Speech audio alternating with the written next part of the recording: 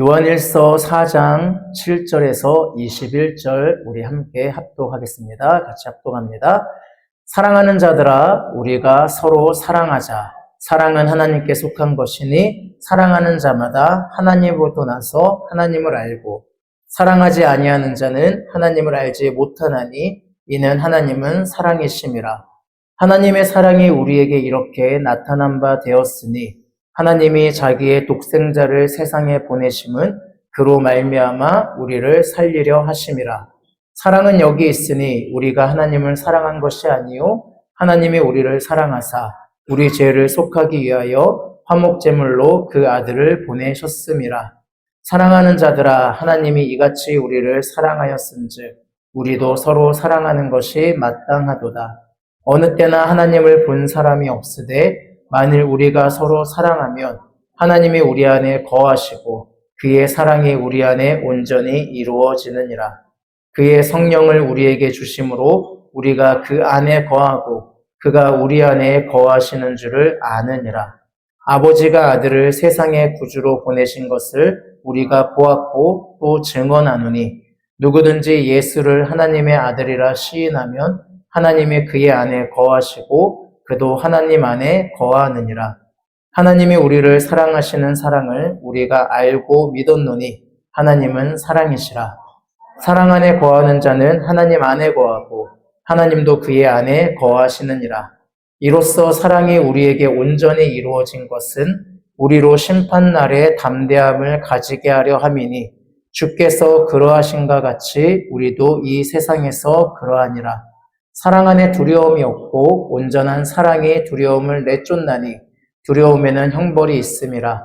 두려워하는 자는 사랑 안에서 온전히 이루지 못하였느니라. 우리가 사랑함은 그가 먼저 우리를 사랑하셨음이라.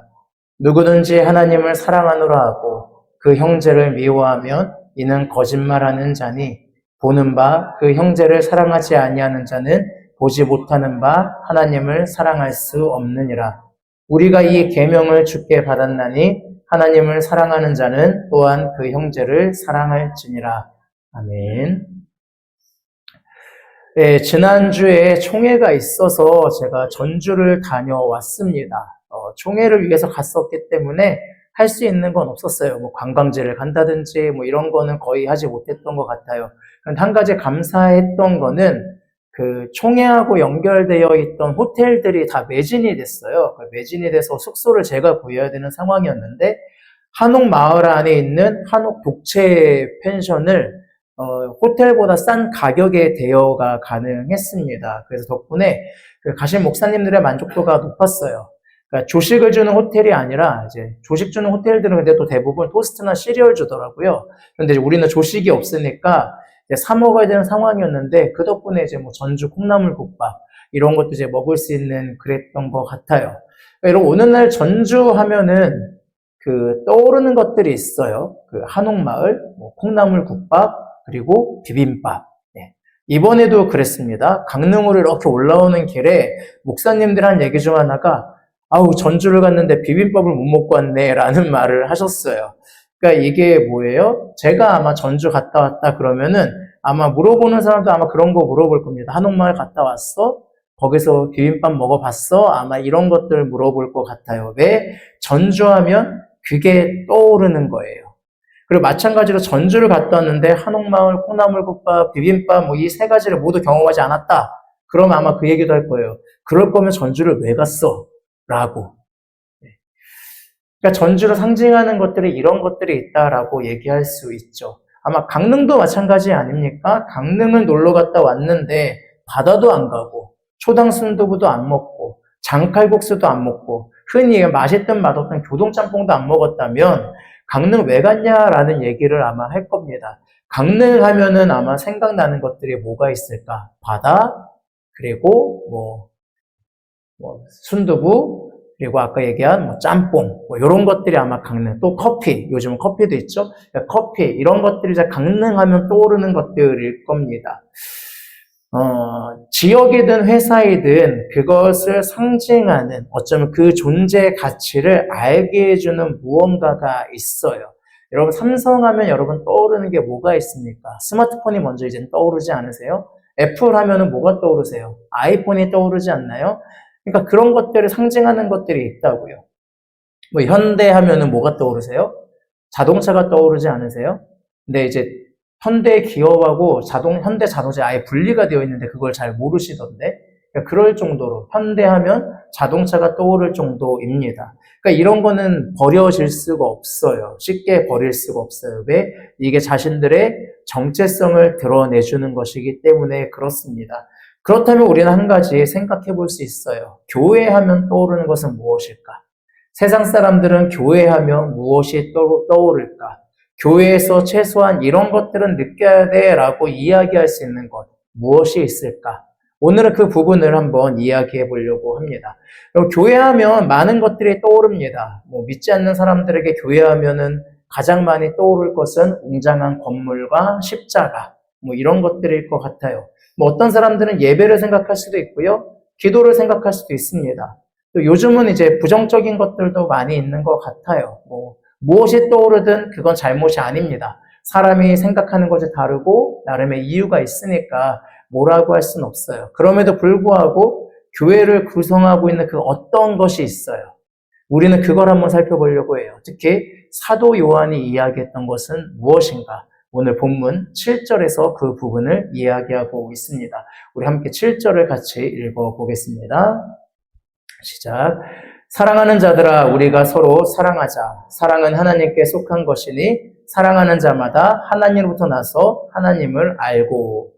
요한이 뭐라고 이야기합니까? 서로 사랑하자라고 이야기하고 있습니다. 왜? 하나님께 속했기 때문입니다. 요한에게 있어서 교회는요, 사랑하는 공동체예요. 요한은 예수 그리스도를 고백하며 교회를 이룬 성도들이 서로 사랑해야 한다. 그리고 그 서로 사랑함이 바로 하나님께 속한 것이고 또 서로 사랑함을 통해서 하나님을 알게 된다라고 이야기합니다. 그런 점에서 교회에서 절대 빠질 수 없는 것이 바로 사랑입니다. 우리는 이 사실을 다 알고 있어요. 전주에 가면 한옥마을이 있는 것처럼 강릉에 바다가 있는 것처럼 교회에는 사랑이 있어야 돼요. 우리는 이 사실을 알고 있어요. 심지어 요한은 좀 더 세게 얘기하는데 8절에 보시면 사랑하지 않는 사람은 하나님을 알지 못한다라고까지 표현하고 있습니다. 그럼 우리가 생각해 봐야 돼요. 요한은 왜 이렇게 사랑을 강조했을까? 여러 동목 있잖아요. 자비도 있고 양선도 있고 여러 가지 있잖아요. 그런데 왜 사랑을 이야기했을까? 우리는 이 부분 한번 생각해 봐야 합니다. 우리 같이 9절을 읽어보겠습니다. 9절입니다. 시작. 하나님의 사랑이 우리에게 이렇게 나타난 바 되었으니 하나님이 자기의 독생자를 세상에 보내심은 그로 말미암아 우리를 살리려 하심이라. 네, 죄송합니다. 요한에게 있어서 하나님은 그냥 사랑입니다. 하나님은 사랑이세요. 그리고 그 사랑이 우리에게 나타났어요. 그리고 그 대표적인 사건이 무엇이냐라고 할 때 자신의 독생자를 세상에 보내심으로 우리를 살리신 사건을 이야기합니다. 여러분 이 구절을 여러분들은 그냥 이해하시겠지만 조금 더 이해하시려면 배경을 좀 아실 필요가 있어요. 이 요한일서를 요한이 쓸 때 이 해당이 됐던 공동체 안에 어떤 일이 있었냐면 이 박해나 이런 것들이 계속되니까 예수님이 주님이 아니신 것 같아. 예수님이 그리스도가 아닌 것 같다. 예수는 우리의 왕이 아니야. 예수님은 훌륭한 인물이긴 한데 우리의 왕이나 메시아까지는 아니야 라고 하는 그런 사상을 전하는 사람들이 굉장히 많아졌어요. 그러니까 그 사람의 공격을 받기도 하고 집마다 문을 두드려가지고 네 그러면은 제가 한 가지 소식을 알려드릴게요 라고 얘기하면서 기쁜 소식 알려드릴게요. 복음 전해드릴게요 라고 얘기하면서 뭐를 전했냐면 예수님은 그리스도가 아닙니다 라고 하는 것을 했어요. 그러니까 당신이 이제 그 어려운 삶 그 밖에서 나올 수 있어요. 당신 잘못된 그 복음을 믿고 있으니까 제대로 된 복음으로 여러분 이제 박해를 끝낼 수 있어요. 그래서 이게 복음입니다 라고 전하는 무리들이 생겼어요. 그러니까 요한이 그 무리들을 향해서 뭐라고 얘기하냐면 적그리스도라고 이야기를 해요. 왜? 예수님을 대적하고 있잖아요. 그러니까 적그리스도라고 이야기를 합니다. 그러면서 요한이 이 얘기를 하는 거예요. 하나님은 사랑이신데 그 사랑이 어떻게 나타나느냐? 그의 독생자를 우리에게 보내신 사건. 이 말 한마디로 그 예수님이 하나님이 아니시는 사실, 예수님이 그리스도가 아니라고 하는 사실을 이미 반박하면서 우리에게 하나님의 사랑이 무엇인가를 이야기하는 거예요. 그러니까 그렇게 나오고 있는 얘기예요. 그러면서 얘기하는 거예요. 그러면서 뭐라고 얘기하는 거예요? 사랑을 이렇게 하나님이 나타내신 것에서 끝나는 것이 아니라 이 하나님의 사랑이 우리에게 어떻게 나타났는지를 다시 한번 생각해 보라는 거예요. 그 사랑의 결정체가 뭐예요? 바로 예수 그리스도가 나를 살리기 위해서 오신 사건이라는 거죠. 이게 가장 중요하다는 거예요. 이것 때문에 우리가 서로 사랑해야 된다. 하나님의 사랑을 알려면. 왜 하나님이 이렇게 사랑하셨습니까? 그러니까 요한의 이 말들을 종합하면 교회는 하나님의 사랑으로 이루어진 공동체다라는 것을 다시 한번 알 수가 있죠. 교회는 예수님을 그리스도요 나의 주인이며 나의 왕이라고 고백하는 신앙 고백 위에 세워졌습니다. 그런데 이 신앙 고백은 무엇에서 나왔어요? 하나님의 사랑 속에서 나온 거예요. 요한복음에서도 증거하고 있잖아요. 하나님이 세상을 이처럼 사랑하사 독생자를 주셨으니 이는 저를 믿는 자마다 멸망치 않고 영생을 얻게 하려 하심이라. 독생자를 주신 근거가 뭐예요? 사랑. 하나님의 사랑이 없었다면 독생자도 없었을 것이고 독생자가 없었다면 우리의 신앙 고백도 없었다는 거예요. 그러니까 우리의 신앙 고백은 결국 무엇 위에 있는 거예요? 하나님 사랑이라고 하는 그 바탕 위에 있는 거예요. 그래서 우리가 서로 사랑해야 돼요. 교회는 하나님의 사랑으로 이루어졌습니다. 하나님의 사랑으로 이루어진 교회는 그래서 사랑해야 돼요. 사랑은 하나님의 정신을 이어가는 거예요. 사랑은 오늘날 교회를 있게 하는 원동력이에요. 그런데 그 원동력을 잃어버린다면 교회됨을 잃어버리는 겁니다. 이런 과거에는 교회가 정말 사랑이 넘치는 곳이었어요. 그런데 오늘날 교회는요, 정죄가 넘칩니다. 아이러니하죠. 죄를 이야기하지 않아요. 회개를 이야기하지 않아요. 그런데 세상의 죄는 마음껏 이야기해요. 그러니까 우리의 잘못됨, 우리가 다시 한번 생각을 바꿔야 될 부분은 얘기하지 않고 세상의 잘못은 마음껏 드러내요. 그래서 뭐 동성애자들 다 지옥 보내고요. 특정 정치인들 다 죽어야 된다고 얘기하고요. 이런 일들은 마음껏 일어나면서 세상을 향해서 사랑은 보여주지 않고 있어요. 말로만 하는 것 같아요.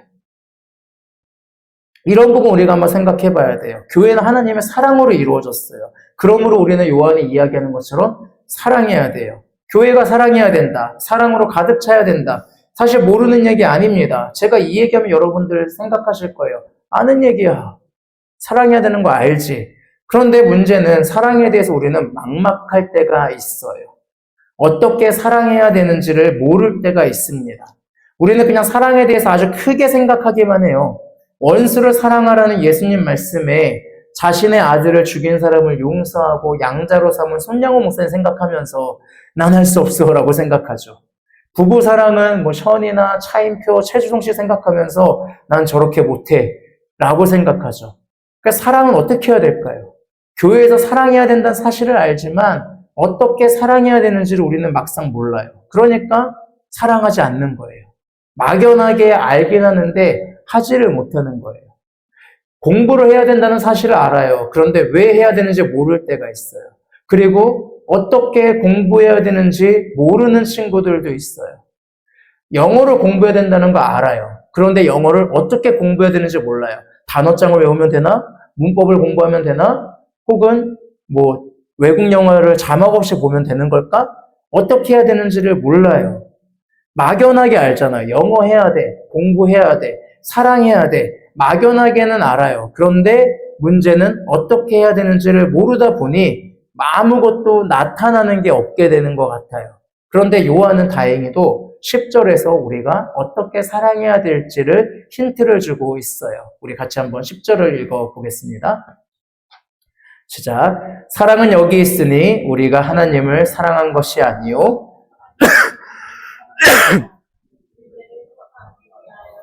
화목제물로 그 아들을 보내셨음이라.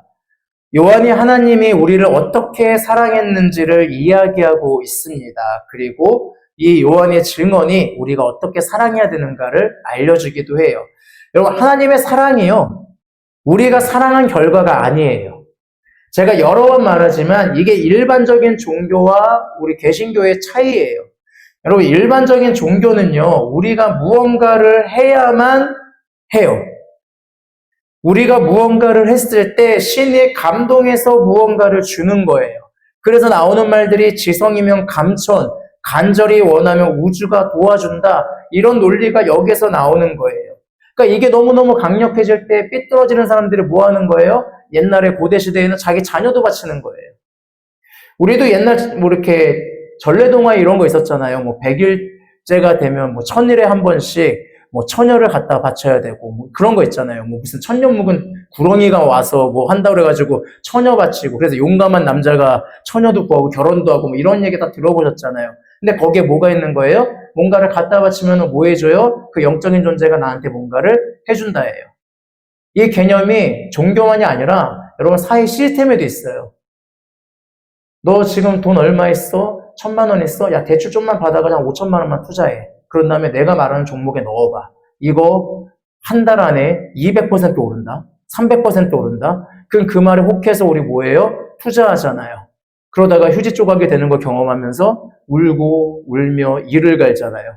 뭐 하는 거예요? 주식 투자, 비트코인 이런 것들은 일종의 이런 종교적 개념들이 은근슬쩍 들어와 있는 거예요. 뭐 하는 거예요? 내가 어느 정도 투자하면은 많이 돌려준다. 뭐 아주 틀린 말은 아니에요.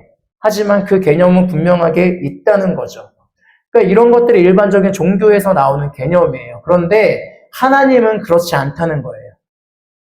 하나님은 우리가 사랑한 것에 대한 대가, 야, 얘들이 나를 이만큼 사랑하는구나. 그럼 나도 얘들 사랑해줘야지. 이게 아니라 하나님이 뭐라고 이야기하시는 거예요? 그냥 우리를 사랑하신다고요. 인간은요, 하나님을 거부하기도 하고요, 하나님을 욕하기도 해요. 하나님을 필요로 하지도 않아요. 하나님 그냥 내 인생 내가 알아서 살 테니 내버려 두세요라고 하고 있어요. 그런데 하나님이 뭐 하신다고요? 먼저 사랑하셨다고요. 먼저 사랑하셔서 잘못된 길을 향해서 가는 이쁜 짓을 해서가 아니라 그냥 우리를 사랑하셔서 잘못된 길을 가고 있는 우리를 그냥 사랑하셔서 우리를 향한 올바른 길을 만드시고 우리가 살 길을 예비하시고 그래서 우리가 그 믿음으로 아 내가 틀렸습니다 라고 할 때 걱정 마 내가 이 길을 다시 만들었잖아 라고 이미 그 길을 우리한테 보여주신다는 거예요. 그러니까 먼저 사랑하셨다고요. 그러면 이 얘기를 그대로 가져오면 오늘날 교회에서 뭐 해야 돼요? 우리가 먼저 사랑해야 돼요. 현대사회에서 익명성이 강력해지다 보니까 사람들에게 먼저 다가가지 못하는 경우가 있어요. 교회에 새로운 사람이 왔는데 너무 다가가면 이 사람이 부담이 돼서 오지 않을 거라고 하는 강력한 믿음으로 모른 척 하시는 분들이 있어요. 아니요, 여러분들. 그거는요, 교회에 등록시키겠다고 하는 목적이 있어서 그런 거예요. 그냥 누군가 왔을 때 사랑이 넘치는 사람은 그냥 사랑하고 있으니까 먼저 다가가서 어떻게 오셨어요? 뭐 자리 불편하진 않으세요? 괜찮으세요? 라고 하는 거라고요. 우리가 먼저 사랑해야죠.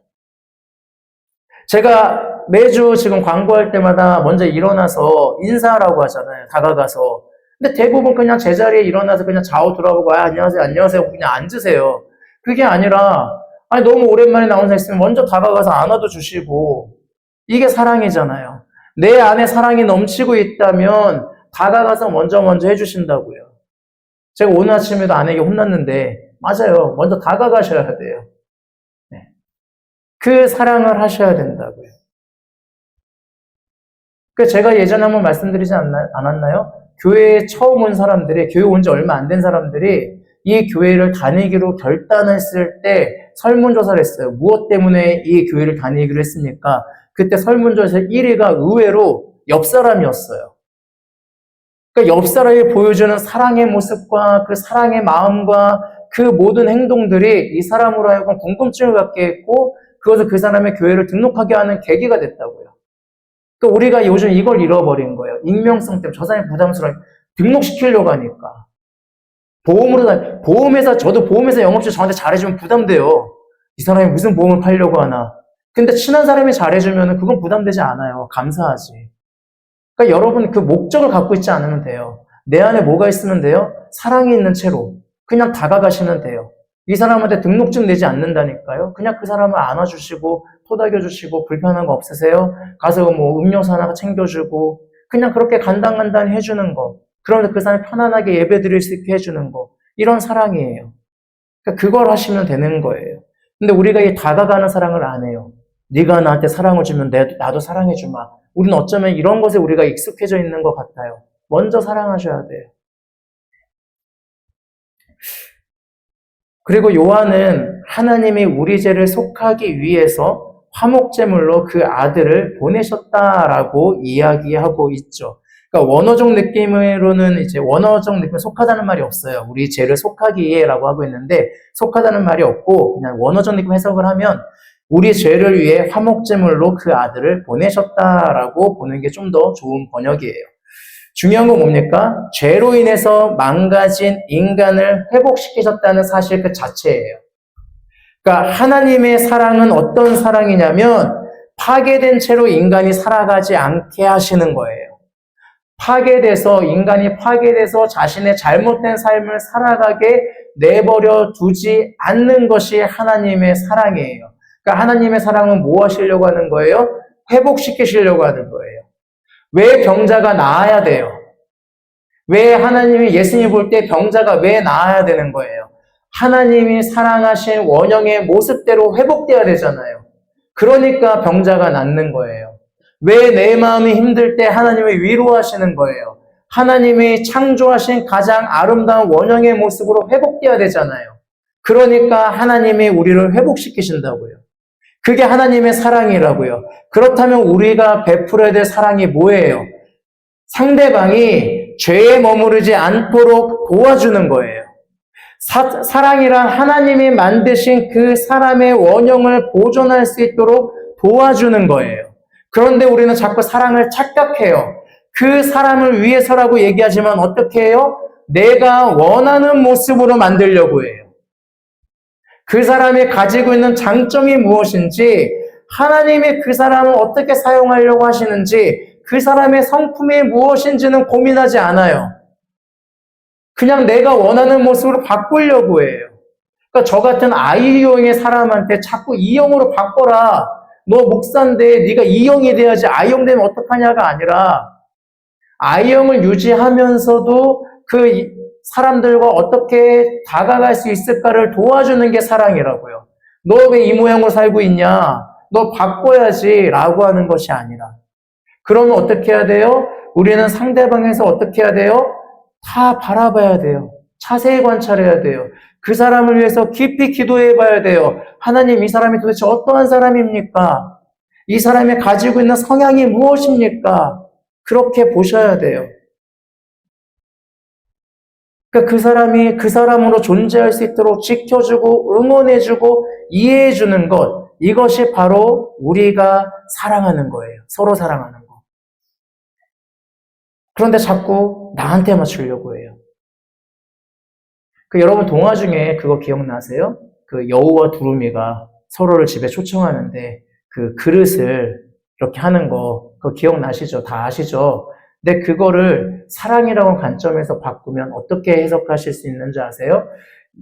여우는요, 정말 두루미를 사랑했어요.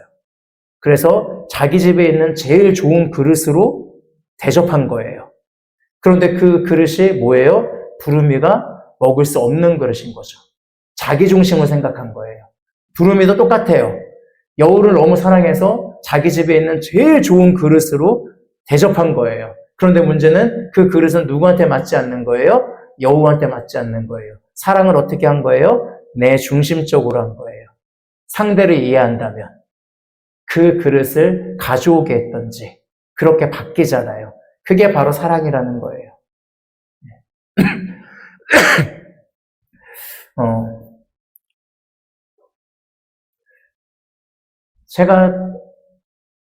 제가 이번 주에 지난주에 한옥마을 갔다 왔잖아요. 어떤 분들은 그렇게 생각할 수 있어요. 야, 총회를 거기서 하고 목사님 좋았겠다 쉬기도 하고. 근데 저는 여행을 가면 스트레스를 받는 사람이에요. 힐링이 되지 않아요. 이번에도 전주 한옥마을 갔을 때 제 눈에 계속 보이는 건 뭔지 아세요? 불편한 건 없나? 목사님도 혹시 불편하진 않나? 침대가 방 두 개밖에 없던데 침대 없는 방에는 혹시 불편하진 않을까? 물이 좀 적어서 혹시 불편하진 않을까? 아침에 콩나물국밥을 먹으러 갔는데 직원이 좀 많이 바빠서인지 조금 퉁명스러운 거예요. 약간 짜증을 내더라고요, 손님들한테. 그러니까 제가 그걸 보면서 괜히 내가 괜히 이 식당을 선택해가지고 목사님들 아침부터 기분 나쁜 건 아닌가?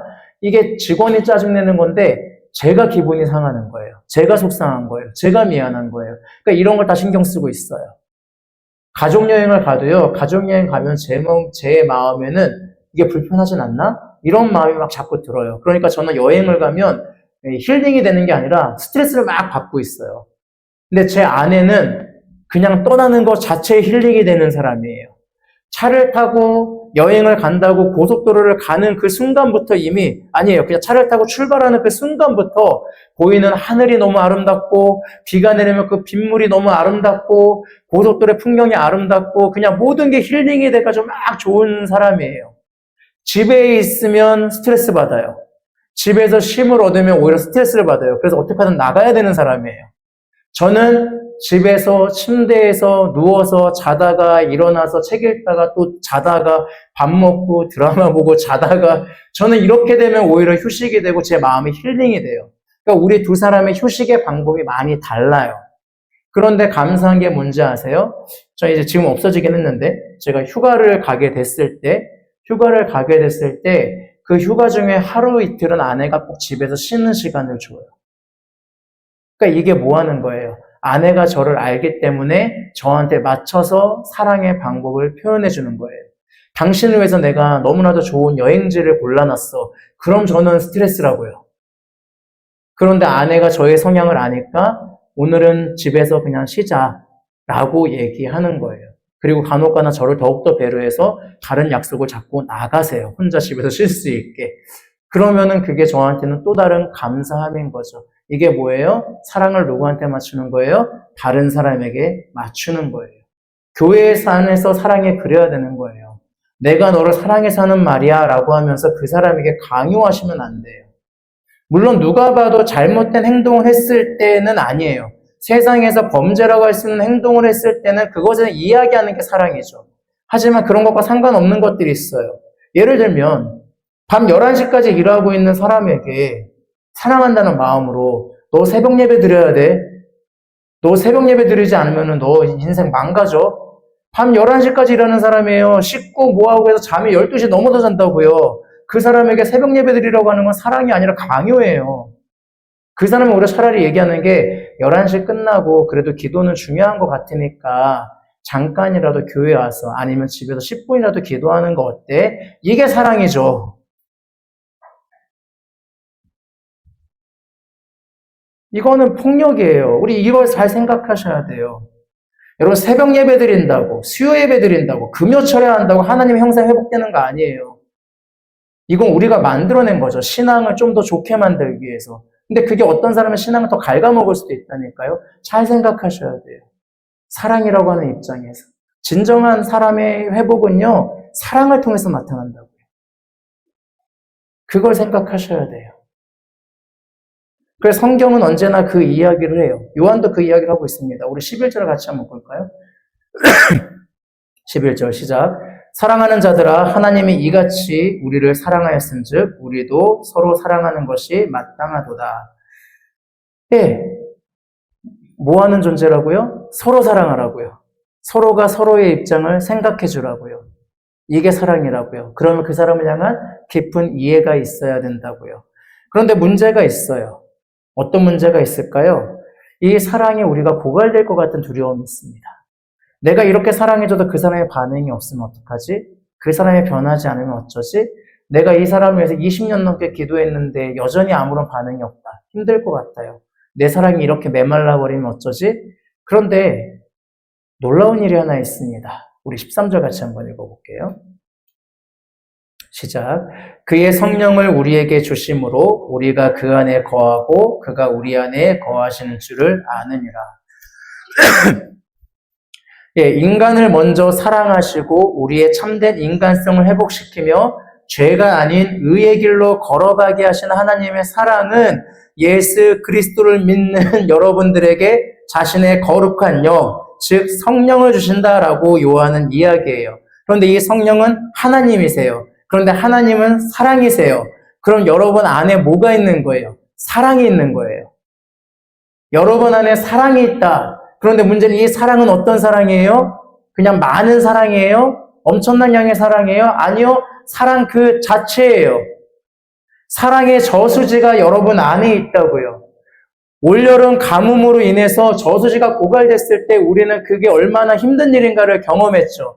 그런데 하나님의 사랑의 저수지는 사랑 그 자체이기 때문에 고갈되지 않아요. 내가 성령 안에 머무르고 있다면 내 안에 넘쳐 흐르는 사랑은요, 절대 메마르지 않아요. 아무리 줘도 상관없어요. 뭐 때문에? 그보다 더 큰 사랑이 내 안에 흘러오고 있어요. 계속 흘러넘친다고요. 이게 그리스도인의 사랑의 놀라움이에요. 그래서 그리스도인이 신기한 거예요. 쟤들은 저렇게 사랑받지 못하는데 어떻게 저렇게 사랑할 수 있지? 그럼 우리는 얘기하는 거예요. 하나님은 사랑이심이라. 내 안에 그 하나님이 계시고 내가 하나님 안에 거하고 하나님이 내 안에 거하니 사랑이 넘쳐 흘러서 나는 사랑할 수밖에 없다라는 고백이 나올 수밖에 없는 게 바로 교회라고요. 그래서 우리에겐 가뭄은 없어요. 두려움이 없어요. 사랑에 메마를까봐 두려워하지 않으셔도 돼요. 여러분 사랑에 단수 안 하셔도 되고요. 사랑을 제한급수 안 하셔도 돼요. 얼마든지 주셔도 돼요. 주면 줄수록 누가 더 채워주실 것 같아요? 하나님이.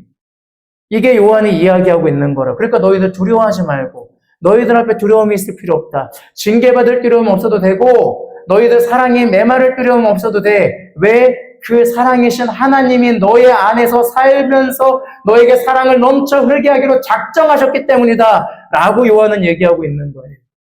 그 사랑이 여러분 안에 있습니다.